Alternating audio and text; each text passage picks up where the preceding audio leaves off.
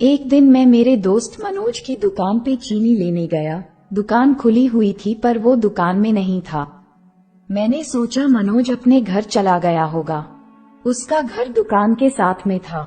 मैं घर में मनोज को ढूंढता ढूंढता उसकी बहन के कमरे तक जा पहुंच। मनोज की बहन बाथरूम का दरवाजा खुला छोड़ के फुहरे के नीचे नहा रही थी। मुझे वो पीछे से बिल्कुल नंगी दिख रही थी। नहाते नहाते मनोज की बहन घूमी तो आगे से मुझे उसका सब कुछ दिख गया और उसने भी मुझे देख लिया। फिर क्या क्या हुआ मैं आपको बताता हूँ। हेलो दोस्तों, कैसे हो आप लोग। मेरा नाम राज है और मेरी उम्र 22 साल है। मेरी हाइट 5.5 फुट की है और मैं मेवात डिस्ट्रिक्ट के एक छोटे से गांव का रहने वाला हूँ। लड़कियों की उत्सुकता के लिए बताना चाहूँगा कि मेरे लोहे की साइज काफी अच्छी है। ये 7 इंच लंबा और 2 इंच मोटा है। मैं दिखने में भी अच्छा खासा हीरो जैसा लगता हूँ। मेरे दोस्त की किराने की दुकान थी। उस दुकान पर उसकी छोटी बहन मनीषा भी बैठा करती थी। मनीषा जरा नाटे कद की है। उसकी हाइट 4 फुट 7 इंच है। उसका फिगर 3'4", 3'0", 3'6" का है। चेहरा छोड़ दे तो वो एक मस्त माल थी। हम दोनों की अच्छी जमती थी। एक दिन मैं उसके घर में गया। वहाँ कोई नहीं था। मैंने आवाज लगाई लेकिन किसी ने मेरी आवाज सुनी ही नहीं। मैंने पीछे बने बाथरूम की तरफ जाकर देखा तो वहाँ मनीषा नहा रही थी। वह पूरी नंगी थी। मैं उसे देखता रहा। पानी गिरने से शोर हो रहा था, जिस वजह से उसका ध्यान न तो मेरी आवाज की तरफ गया था और न ही वह उस वक्त भी मेरी तरफ देख रही थी। उसके बड़े बड़े बूब्स देखकर मेरा लौड़ा एकदम से खड़ा हो गया। उसकी गुफा पर एक भी बाल नहीं था। बड़ा ही मस्त नजारा था। कुछ देर देखने के बाद मुझसे रहा न गया और मैं बाथरूम के अंदर ही चला गया। अब उसने मुझे देखा तो वो शर्म के मारे अपने शरीर को ढकने लगी। मैं वहाँ से बाहर चला गया। कुछ मिनट बाद में दुकान पर माजा की बोतल लेने आया। तब मनीषा दुकान में अकेली थी। वह मुझे देखकर शर्मा रही थी। मैंने उससे कहा, शर्माओ मत, मैं किसी को कुछ नहीं बताऊंगा। ये बात हम दोनों के बीच में ही रहेगी। उसने मुझे स्माइल दिया और माजा की बोतल ले आई। मैंने हिम्मत करके उससे कहा, क्या लग रही थी यार तुम। उसने शर्माते हुए स्माइल दी। इससे मेरी हिम्मत और बढ़ गई। मैंने उससे कहा, क्या तुम मेरी जीएफ बनोगी। मनीषा जवाब देने की जगह दुकान छोड़ अंदर चली गई। मुझे लगा कि पता नहीं क्या हुआ इसको। मैं अंदर गया तो वो एक कोने में खड़ी थी। मैंने उससे कहा, तुम भी सिंगल हो और मैं भी, हाँ बोल देना। थोड़ी देर बाद उसने हाँ बोला। मैंने उसे हक किया और उससे पूछा, मेरा मोबाइल नंबर है तेरे पास। उसने न में सर हिला दिया। मैंने एक कागज पर अपना नंबर लिखा और उसे देकर वहाँ से चला गया। अब हम दोनों कॉल पर बात करने लगे।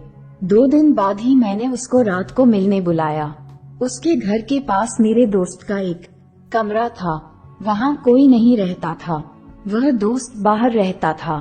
इस कमरे में सब सुविधा थी। रात को 1 बजे करीब मनीषा वहाँ आ गई। मैंने उसे कमरे के अंदर बुला लिया और दरवाजा बंद करके बत्ती जला दी। अब सुनसान कमरे में हम दोनों अकेले थे। मनीषा ने गाउन पहना था। वो बोली, आप मेरे साथ क्या करोगे। मैंने जवाब दिया कि तेरे रसीले होठों का सारा रस पीऊंगा। ऐसा बोलकर मैंने उसके होठों पर उंगली फिराई। मनीषा बोली, मुझे डर लग रहा है। मैंने कहा, किस बात का डर। उसने कहा, मैंने कभी ऐसा कुछ नहीं किया है। मैंने कहा, कोई बात नहीं, तुम डरो नहीं, मैं तुम्हें आज स्वर्ग की सैर कराऊंगा। मैं जितना बोलूं तुम बस उतना करती जाना। आज बिल्कुल मत शर्माना। तुम अपने आप को मेरे हवाले कर दो। वह चुप थी और मुझे ही देख रही थी। धीरे से मैंने उसके होठों को अपने होठों से दबा दिया और हम दोनों एक दूसरे को किस करने लगे। मैंने मनीषा के मुंह में अपनी जीभ डाल दी और मनीषा के मुंह को अपनी जीभ से चखने लगा। वह भी बड़ा ही सुख का अनुभव कर रही थी और मेरे मुंह से मुंह लगाकर चुंबन का पाठ सीख रही थी। मैं जब भी अपनी जीभ को उसके मुंह से बाहर निकालता तो उसकी नशे में डूबी हुई आंखों को देखता और उस वक्त उसके मुंह से लार निकलने लगती थी। बड़ा ही कामुकता भरा सीन था। अब मैंने उसके गाउन को उतार दिया तो मनीषा को शर्म लगने लगी। वो ब्रा पैंटी में मस्त डीजल माल लग रही थी। नाटे कद की लड़कियों को हम लौंडे अपनी बोलचाल की भाषा में डीजल माल कहते हैं। मनीषा भी एक कांटा माल होने के साथ साथ डीजल माल थी। मैंने उसकी मादक जवानी को ब्रा पैंटी में कैद देखते हुए कहा, मैंने तो तुम्हें पूरी नंगी देखा है, अब ब्रा पैंटी में क्या शर्माना। वह हंसने लगी। मैंने मनीषा को बेड पर धक्का दिया और उसे बेड पर गिरा दिया। उसकी ब्रा उतार दी और उसके एक दूध को पीने लगा। वह भी मेरे सर पर अपना हाथ फेरती हुई मुझे अपना दूध पिलाने लगी। उसके निप्पल पर मैंने अपनी जीभ रखकर उसे कुरेदा तो जैसे उसको कट सा झटका लगा। मैंने उसके दूध को चूसना और दबाना जारी रखा। कुछ देर बाद दूसरे दूध के साथ भी चुसाई की मस्ती की। वह अनाह करती रही और मुझे अपने दोनों मम्मों का रस पिलाती रही। अब मैंने उसकी पैंटी को भी उतार दिया। मेरे सामने उसकी नंगी गुफा थी। उसकी गुफा देखकर मुझसे कंट्रोल नहीं रहा था। साफ चिकनी झांक रहित गुफा देखकर मैंने उस पर झपट्टा सा मारा और उसकी नमकीन गुफा को चाटना शुरू कर दिया। मनीषा अपनी गुफा पर मेरा मुंह का एहसास पाते ही कपकपा गई। उसके मुंह से उह आह वो मम्मी मर गई आह की आवाज निकलने लगी। थोड़ी देर बाद मैंने उसे छोड़ दिया। मैंने अब अपने सारे कपड़े उतार दिए। मेरा 90 डिग्री में खड़ा खंबा देखकर मनीषा की गुफा फट गई। मनीषा मेरे खंबा को हैरत से देख रही थी। उसके चेहरे पर डर साफ साफ दिख रहा था। मैंने खंबा हिलाते हुए उससे पूछा, क्या हुआ मेरी रानी?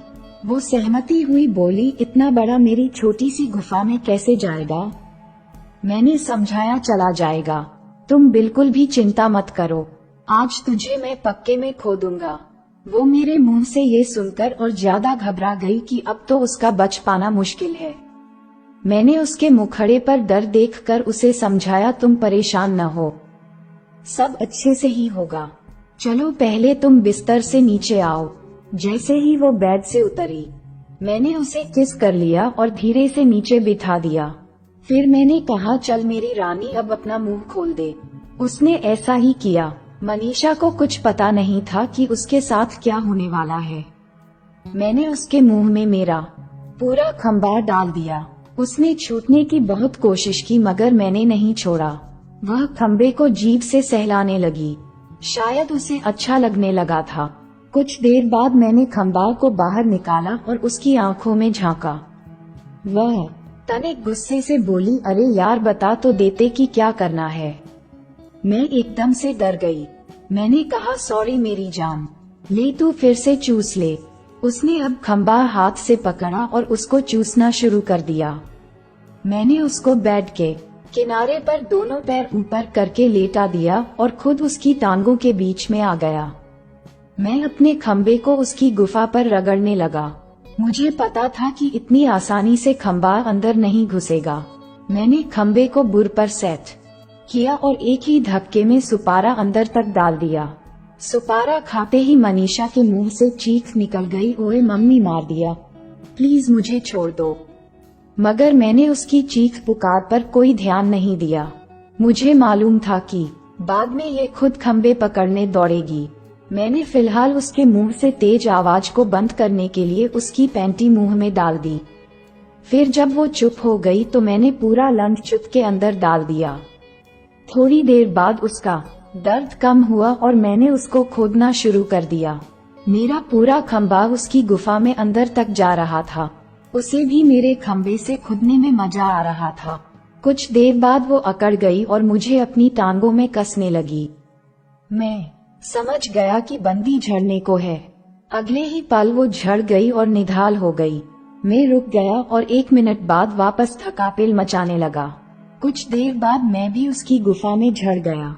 उस रात मैंने उसके साथ 2 राउंड फायरिंग की और उसे घर चले जाने को कह दिया। मैंने उससे कहा, आज पहला दिन था इसलिए जाने दे रहा हूँ। अब कब आओगी? मनीषा बोली, अगले हफ्ते से मेरे एग्जाम आ रहे हैं तो मुझे शहर जाना पड़ेगा।